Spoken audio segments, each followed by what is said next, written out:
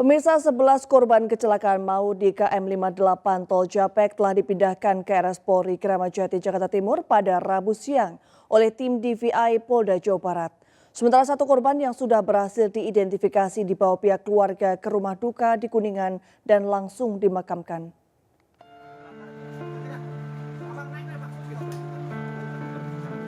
Dengan menggunakan 6 unit kendaraan ambulan, 11 jenazah korban kecelakaan maut di Jalan Tol Jakarta Cikampek kilometer 58 dipindahkan dari ruang jenazah RSUD Karawang ke Rumah Sakit Polri Kramat Jati, Jakarta Timur.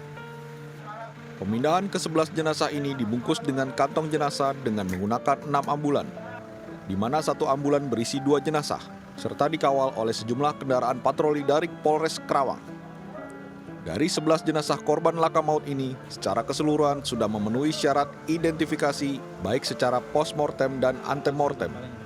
Pemindahan jenazah korban kecelakaan maut dari RSUD Karawang ke Rumah Sakit Polri Kramat Jati bertujuan untuk mempercepat proses identifikasi korban.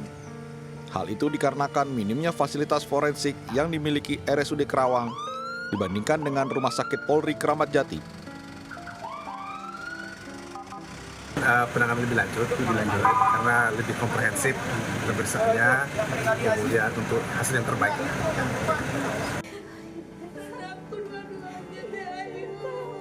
Sementara tangis histeris ibu kandung Natswa, korban kecelakaan maut di Jalan Tol Jakarta Cikampek saat menyaksikan jenazah anaknya 22 tahun dimasukkan ke dalam peti jenazah.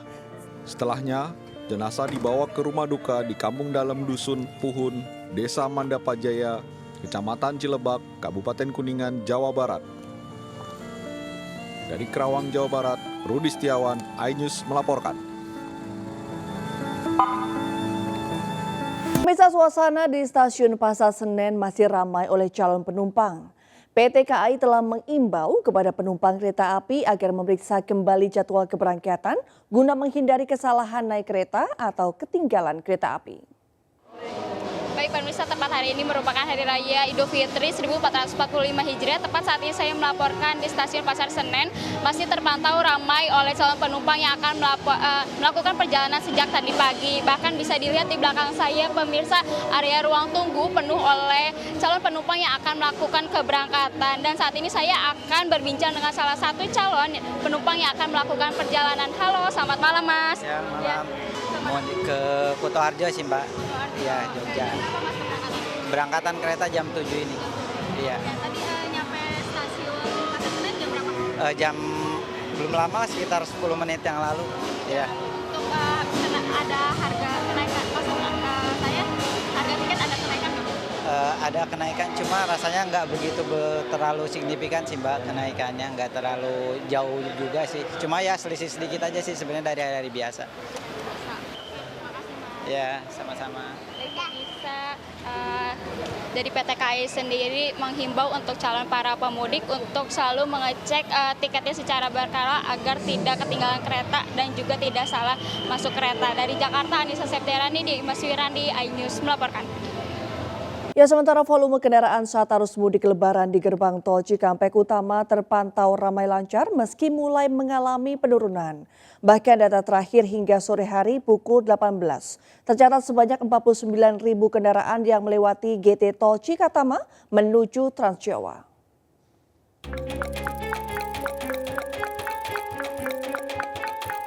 Situasi arus lalu lintas di Jalan Tol Cikampek saat ini kembali kondusif.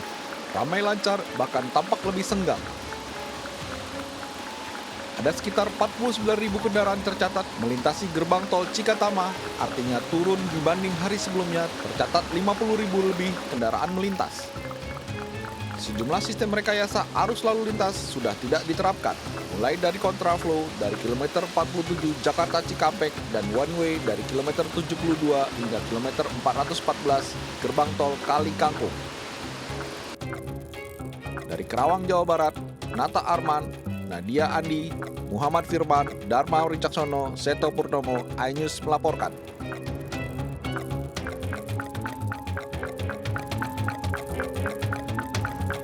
Volume kendaraan di ruas tol Cipali pada Hari Raya Idul Fitri 2024 terus meningkat. Arus mudik pada Rabu malam ini terpantau padat merayap. Volume kendaraan di ruas tol Cipali kilometer 97 Kalijati Subang, Jawa Barat terus mengalami peningkatan yang cukup signifikan. Peningkatan kendaraan mulai terjadi pada Rabu siang dan semakin meningkat pada Rabu malam ini.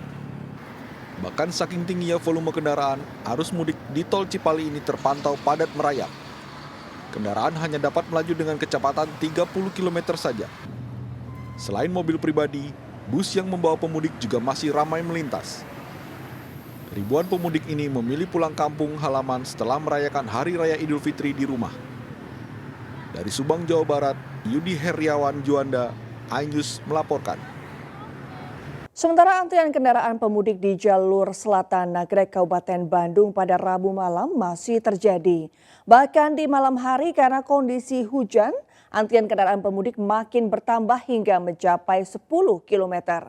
Petugas kepolisian telah memberlakukan one way sebanyak 5 kali hari ini. Antrian kendaraan pemudik di kawasan Nagrek hingga kawasan Cikaledong, Kecamatan Nagrek, Kabupaten Bandung. Antrian kendaraan yang terjadi sejak siang tadi hingga malam hari ini belum terurai. Kini antrian kendaraan pemudik lokal dan pemudik luar kota bertambah dan mengular mencapai 10 km. Bahkan sempat mengekor hingga kawasan Parakan Muncang. Di kawasan Cikaledong sendiri, antrian sangat terasa karena media jalan yang berkelok serta menurun. Guna mengurai antrian kendaraan, petugas kepolisian dari Polresta Bandung dan Polres Garut melakukan rekayasa lalu lintas one way sebanyak 5 kali. Kemacetan di kawasan Nagrek menuju Garut ini semakin diperparah dengan turunnya hujan yang cukup lebat. Diprediksi kemacetan di kawasan Nagrek masih akan terjadi hingga besok, mengingat masih banyak warga yang belum bersilaturahmi. Dari Kabupaten Bandung, Jawa Barat, Yuan Pangestu, iNews melaporkan. Pemirsa, warga Kecamatan Medan, Belawan, Kota Medan, Sumatera Utara harus merayakan Hari Lebaran di atas pasang air laut atau banjirop. Banjir yang menggenangi rumah dan jalan raya ini menyulitkan masyarakat untuk pergi bersilaturahmi.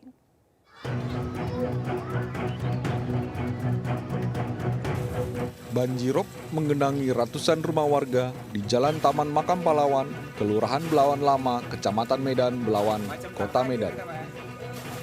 Pasang air laut setinggi lutut orang dewasa ini menghambat aktivitas warga yang akan bersilaturahim ke rumah sanak saudara di momen Hari Raya Idul Fitri 1445 Hijriah. Khawatir banjirop merusak barang berharga, masyarakat memarkirkan sepeda motor di area yang lebih tinggi hingga tidak terkena banjirop. Bahkan warga harus menguras banjir yang masuk rumah agar menghindari kerusakan barang-barang berharga di dalam rumah. Jadi dengan kondisi banjir ini udah sering lebaran banjir ini? Selalu, setiap lebaran. Setiap lebaran? Ya. Jadi gimana perasaannya Bu lebaran banjir gini? Gak enak kali lah. Gak enak ya? Harapannya Bu sama pemerintah apa nih Bu? Ya bisa dibangun lah jalan nih, dicantikkan, tinggikan gitu kan.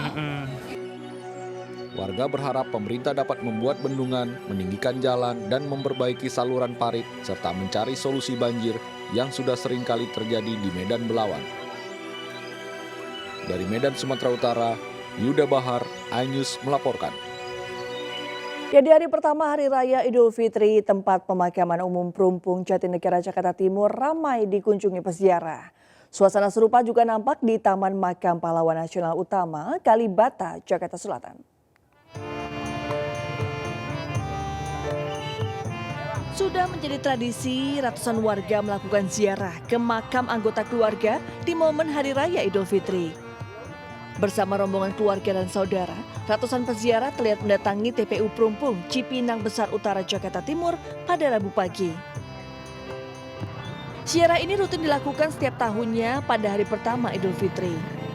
Selain mendoakan anggota keluarga yang sudah tiada, ziarah ini juga dilakukan dengan bersih-bersih makam agar makam tetap bersih dan terawat. Suasana serupa juga nampak di Taman Makam Pahlawan Nasional Utama TMPNU Kalibata, Jakarta Selatan yang dipenuhi para peziarah di hari pertama Lebaran.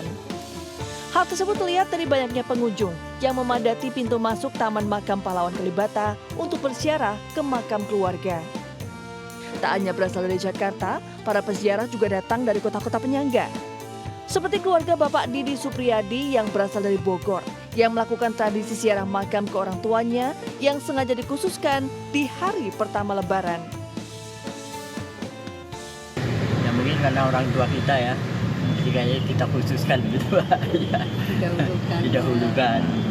Nah, sebelum berpuasa di mana juga kita kesini. Jadi memang rutin ya Pak setiap kalinya ke sini.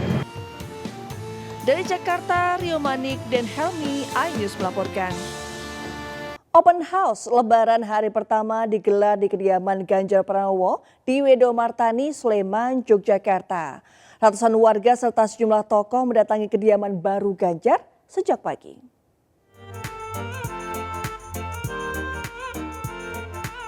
Ratusan warga rela antri untuk bisa bersalaman langsung dengan Ganjar Pranowo dan sang istri Atiko.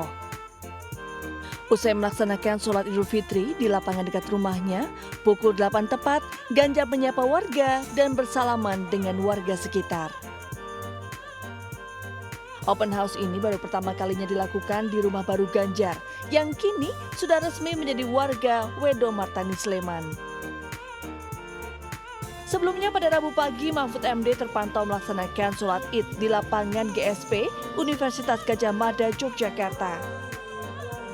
Mantan Menko Polhukam ini juga berkesempatan menjadi khatib sholat Id yang dihadiri oleh ribuan jemaah atau umat Islam. Dari Sleman, Yogyakarta, Tim Liputan iNews melaporkan. Sementara Lebaran hari pertama, Gibran Rakabuming Raka memboyong anggota keluarganya ke kediaman Prabowo Subianto di Kebayoran Baru, Jakarta Selatan. Sebelumnya, Gibran mengikuti sholat Id bersama ratusan warga di halaman Balai Kota Solo.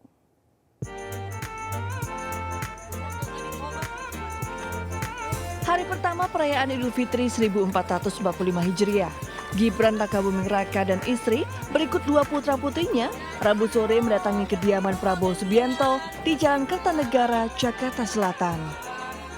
Gibran yang mengenakan kemeja biru muda nampak menggendong putrinya dan istrinya selfie berjalan bersama Jan Etes, putra sulungnya. Setibanya di kediaman Prabowo tidak ada keterangan apapun dari Gibran terkait kedatangannya.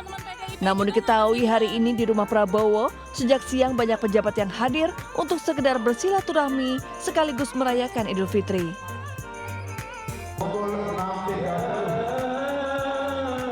Sebelumnya Gibran dan keluarga mengikuti sholat Id bersama ratusan warga di halaman Balai Kota Solo. Tim Liputan iNews melaporkan. Di lokasi lain pemirsa, Anies Baswedan melaksanakan sholat Idul Fitri di masjid yang tak jauh dari kediamannya di Lebak Bulus, Jakarta Selatan. Anies datang didampingi istri, anak, serta keluarga besar. Sementara Cawapres nomor urut 1 Muhaimin Iskandar mengikuti sholat Idul Fitri di Masjid Pondok Pesantren Denanyar yang berada di lingkungan tempat tinggalnya di Jombang, Jawa Timur.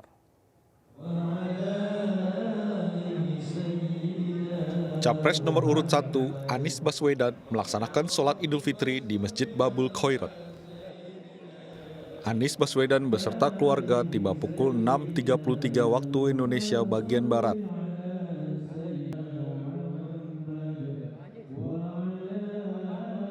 Di hari ini kami baru saja selesai menunaikan sholat Idul Fitri bersama-sama dengan warga Kampung Lebak Bulus di Masjid Babul Khairat.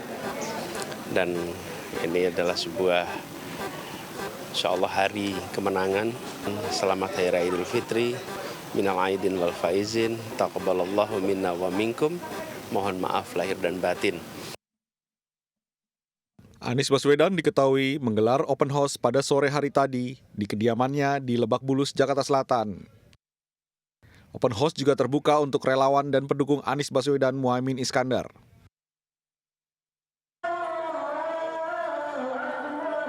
Sementara itu, dengan mengenakan sarung dan kopiah, Cawapres nomor urut 1 Muhaimin Iskandar melangsungkan sholat Id di masjid yang berada di lingkungan Pondok Pesantren Mambaul Marif di Desa Denanyar, Kabupaten Jombang, Jawa Timur.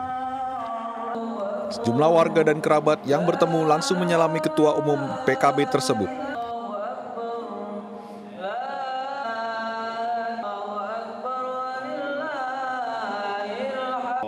Usai sholat dan bersalam-salaman dengan warga, Muhaimin memberikan ucapan selamat Hari Raya Idul Fitri kepada para pendukung dan masyarakat Indonesia yang hari ini merayakan Lebaran.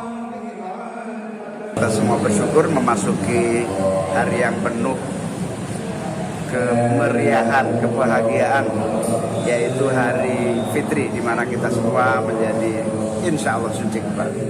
Saya ucapkan selamat Hari Raya Idul Fitri untuk seluruh warga bangsa, untuk seluruh rakyat Indonesia, untuk para tokoh-tokoh, untuk seluruh pendukung-pendukung dan para pecinta kita semua. Setelah berlebaran di Jombang bersama keluarganya, Muhaimin berencana akan segera kembali ke Jakarta. Dari Jakarta dan Jombang, Jawa Timur, tim liputan iNews melaporkan. Pemirsa, Presiden Joko Widodo menggelar Open House Hari Raya Idul Fitri di Istana Kepresidenan. Open House Presiden turut dihadiri sejumlah menteri hingga duta besar negara sahabat.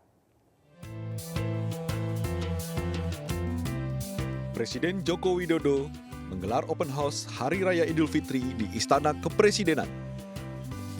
Acara digelar usai Presiden menunaikan Salat Idul Fitri 1445 Hijriah di Masjid Istiqlal, Jakarta. Antusias warga begitu besar untuk menghadiri Open House di Istana. Bahkan hingga Rabu siang, antrean warga yang ingin berlebaran dengan Presiden begitu panjang, mulai dari pintu gerbang Istana hingga Jalan Juanda. Open House ini turut dihadiri sejumlah pejabat seperti Menteri Pertahanan Prabowo Subianto, Menko Perekonomian Airlangga Hartarto, Menkominfo Budi Aristiadi, Agus Harimurti Yudhoyono, dan Kapolri Jenderal Listio Sigit Prabowo. Oh, mantep dong, biasa ada bebek, ada lontong, ada opor, ada kue-kue itu tradisional gitu. Gitu enak lah, pokoknya mantep lah. Turut hadir Duta Besar Negara Sahabat, termasuk Dubes Palestina untuk Indonesia, Zuhair Al-Zun. Tidak ada prasyarat khusus bagi warga yang ingin menghadiri acara Open House ini, hanya berpakaian rapi dan mengikuti aturan tata tertib yang berlaku di istana. Dari Jakarta, tim liputan iNews melaporkan. Sementara itu, aksi rebutan masuk ke dalam gerbang kawasan istana dilakukan ratusan warga demi bisa berjabat tangan langsung dengan Presiden Joko Widodo di Hari Raya Lebaran.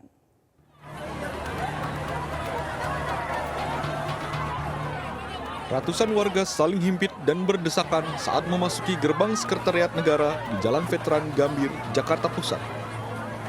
Tingginya antusiasme warga yang ingin masuk secara bersamaan agar bisa menuju istana membuat suasana sempat berlangsung tak kondusif. Beruntung petugas Pas Pampres berhasil menguasai keadaan sebelum situasi semakin kacau. Kedatangan warga ke istana ini karena ingin berjabat tangan langsung dengan Presiden Jokowi dalam gelaran Open House yang dibuka pada pukul 10 hingga jam 12 siang. Sayangnya, Open House yang digelar cukup singkat hanya 2 jam, membuat tak sedikit warga yang gagal memasuki istana. Lumayan sih, 2 jam lebih. Hah? 2 jam lebih. 2 jam lebih. Nah ini sekarang gimana Pak? Udah ditutup atau gimana Pak? Pak Jokowi udah nggak ada Pak. Pak Jokowinya udah nggak ada? Iya. Nah terus? Kita masuk ke dalam juga nggak bisa Pak. Ya, saya tidak mendengar kalau itu ada batasan waktu. Cuma ada info Open House. Nah gitu aja. Sebelumnya, pihak Sekretariat Negara telah mengumumkan jika Presiden Jokowi dan Ibu Negara Iriana Jokowi akan melaksanakan Open House bersama para warga usai berlebaran dengan keluarga dan pejabat. Dari Jakarta Pusat, Rani Sanjaya, iNews melaporkan. Sejumlah kejadian unik mewarnai Hari Raya Idul Fitri kali ini. Mulai dari barang pribadi yang tersangkut di bemper mobil saat mudik, hingga aksi konyol pemuda merayakan malam takbiran berujung motor terbakar.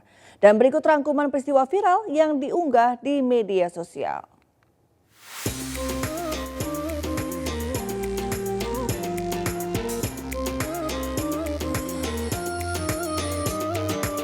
Dalam tradisi mudik, warga memang biasa membawa beragam macam barang yang diangkut baik di dalam maupun di atas kendaraannya. Namun warga yang satu ini rupanya tidak sadar jika salah satu barang pribadinya menyangkut di bumper mobil. Alhasil, Barang pribadi tersebut pun menjadi perhatian pengendara lain seperti yang diunggah di media sosial ini. Berbagai cara dilakukan warga untuk memeriahkan malam takbiran, tetapi cara pemuda ini tidak patut ditiru dan justru menjadi bumerang buat dirinya sendiri. Saat si pemudik menggeber-geberkan motornya, api muncul dengan cepat dan akhirnya membakar habis motor kesayangannya. Pelaksanaan sholat Idul Fitri yang satu ini memang benar-benar unik. Dalam rekaman video yang diunggah di media sosial, sebuah kereta terlihat melintas di depan para jemaah saat mendengarkan khotbah sholat Id. Ternyata, barisan jemaah sholat Id ini dipisahkan oleh rel kereta api aktif, sehingga sudah pasti jemaah yang terpisah rel ini akan menikmati juga pemandangan dan suara gemuruh kereta yang lewat.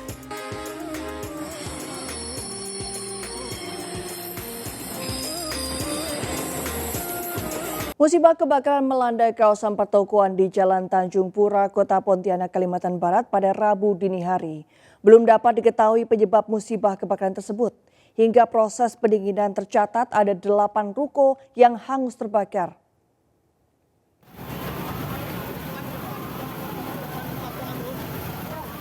Kebakaran kembali melanda Kota Pontianak, Kalimantan Barat.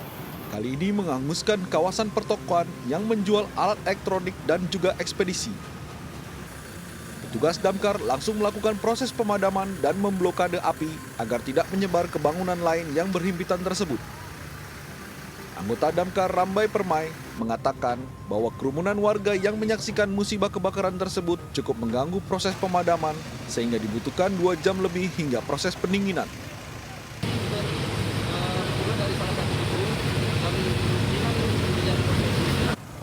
Hingga proses akhir pemadaman, tercatat ada 8 ruko yang hangus pada bagian lantai 2 bangunan.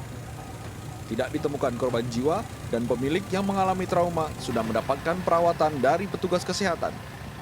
Dari Pontianak, Kalimantan Barat, Faisal Abu Bakar, iNews melaporkan. Pemirsa, MNC Sekuritas kembali meraih 3 penghargaan sekaligus dalam ajang Digital Technology and Innovation atau Digitech Award 2024 yang digelar di kawasan Senayan, Jakarta. MNC Sekuritas menjadi satu dari puluhan perusahaan yang dinilai mampu mengimplementasikan teknologi digital untuk memberikan pelayanan prima pada customer di Indonesia.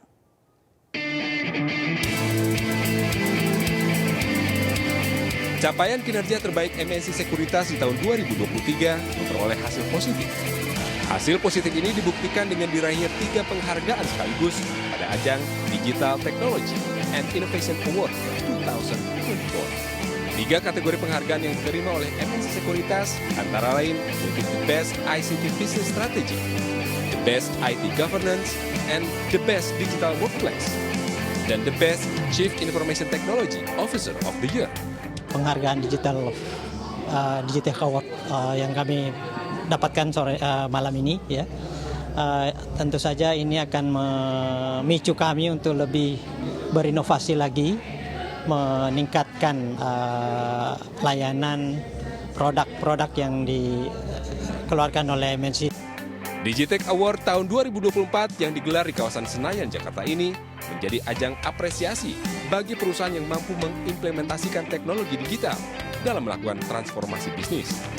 Penghargaan pada sekitar 20-an perusahaan, ada BUMD, ada BUMN, ada swasta, swastanya juga yang sudah internasional.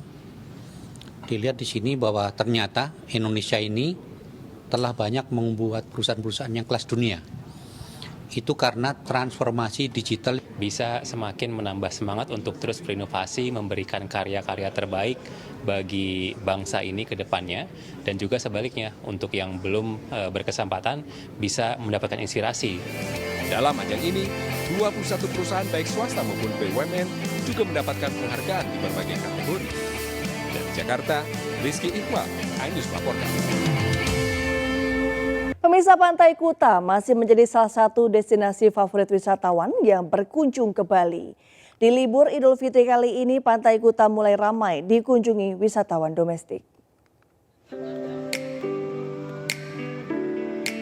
Menikmati keindahan matahari terbenam di Pantai Kuta masih menjadi tujuan utama bagi para wisatawan yang datang berlibur ke Bali. Sejumlah wisatawan mengaku sudah datang lebih dari sekali untuk berlibur dan menikmati keindahan pantai berpasir putih ini. Lokasi yang tidak jauh dari Bandara Internasional I Gusti Ngurah Rai menjadikan Kuta kawasan yang selalu pertama kali dikunjungi sebelum objek wisata lain di Bali. Libur sekolah, kemudian libur panjang, dan ya kita udah lama juga nggak main ke Bali. Musim lokal, mungkin liburannya utamanya kan. Lokalnya dari mana biasanya? Ya banyak Surabaya, banyak Jakarta lah. Gitu. Di kawasan Pantai Kuta, wisatawan selain bisa menikmati keindahan pantai, juga bisa mencoba beragam sajian kuliner yang dijajakan warga lokal. Sejumlah jasa penyewaan papan selancar juga tersedia bagi wisatawan yang ingin bermain deburan ombak pantai. Dari Bandung, Bali, Indira Ari, iNews melaporkan.